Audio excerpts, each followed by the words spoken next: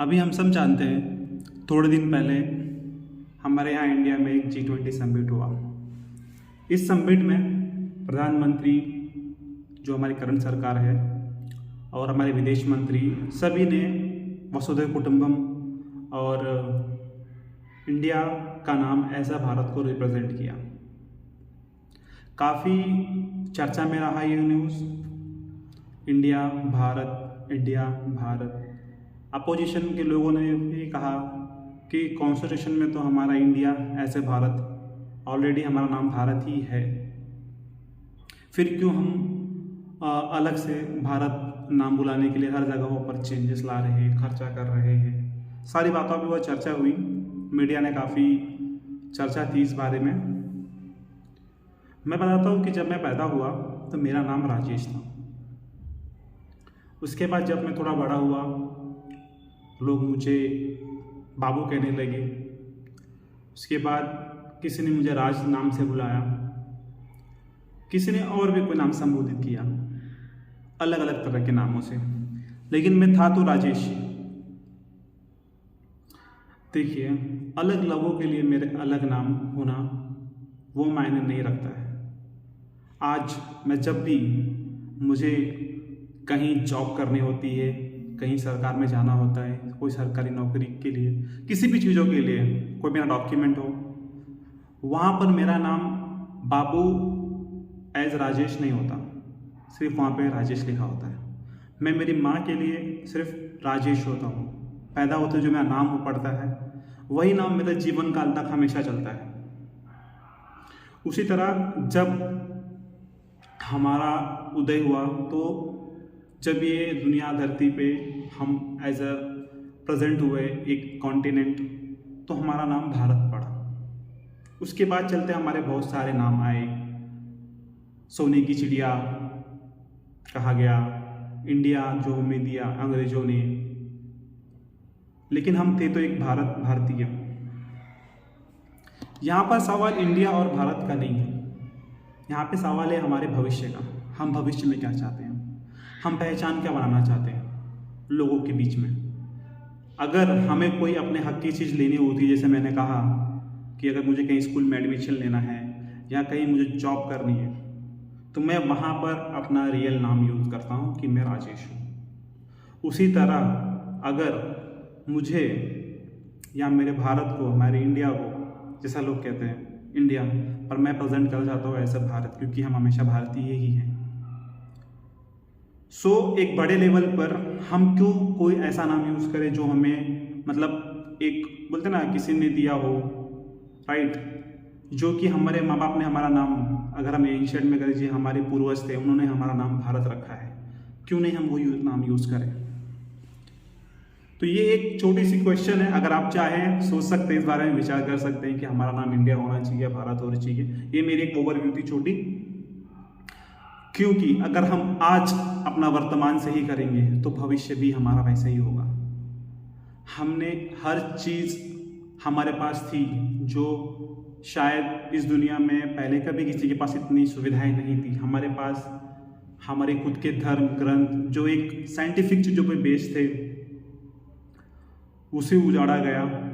एक अच्छी शिक्षा पद्धति थी हमारे पास, उसे बर्बाद किया गया। एक वेल नोन हम थे, जिसे हम सोने की चिड़िया कहते हैं। हमारे वहाँ पर जितने भी लोग थे, वो शायद कभी आज जिस तरह हम इंडिया में सोने के लिए तरसते हैं, पहले शायद कभी हमें सोना सोचना नहीं पड़ता था कि हमें खरीदना है या नहीं खरीदना है, शायद हर घर में इतना अवेलेबल होता था। तो बात ये है कि हम, हमारी पहचान, सब कुछ हम खो चुके हैं। उसका एक रीज़न ये भी हो सकता है कि हम हमेशा बिलीव करते रहे हमारे शास्त्रों में कि युद्ध करना, एक बोलते ना, छल या कपट करना शायद हमारे लोगों में इतना नहीं था। जैसे कि हमारे यहाँ हर एक चीज़ के नियम होते थे, युद्ध के भी नियम होते थे, उन नियमों को हम फॉलो करते थे, लेकिन शायद जो आक्रमणकारी थे बाहर के लोग, उन्होंने कभी फॉलो नहीं किया, जिसका हमें खामियाजा भुगतना पड़ा कि हम एक फिर से गरीब देश बने।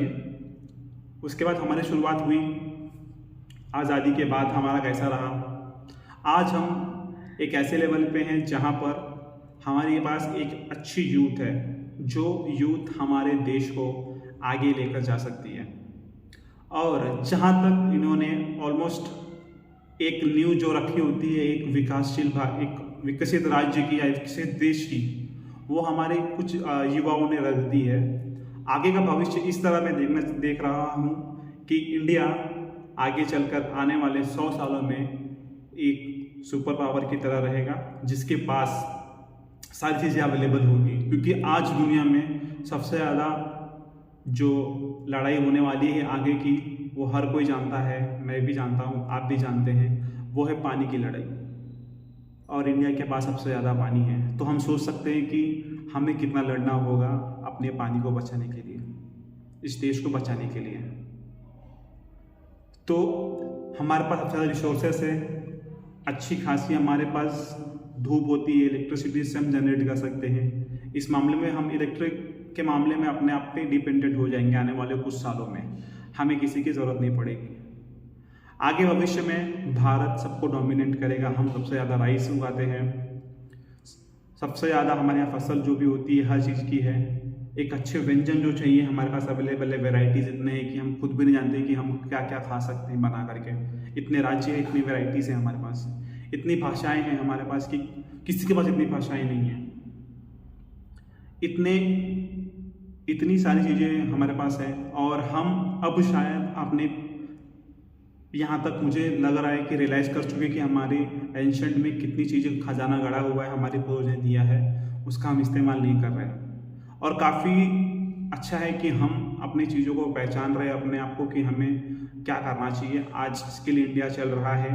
पहले हमारे यहाँ पर हर एक भारतीय स्किल होता था, कोई कुम्हार होता था, कोई लकड़ी का काम करता था, कोई किसी तरह के हर एक कामों में, मकान बनाने का काम करता, हर कोई एक एक कार्य में कुशल रखता था। तो कुशल कार्य जिसकी वजह से वहाँ पर लोग एक दूसरे को अनाज या फिर उसके पहले एक्सचेंज मनी करते थे।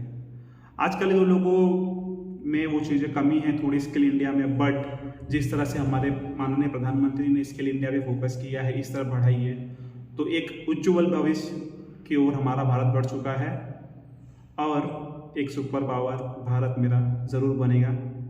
ये मेरी आशाएं हैं। आपके साथ में एक सवाल छोड़ना चाहता हूँ।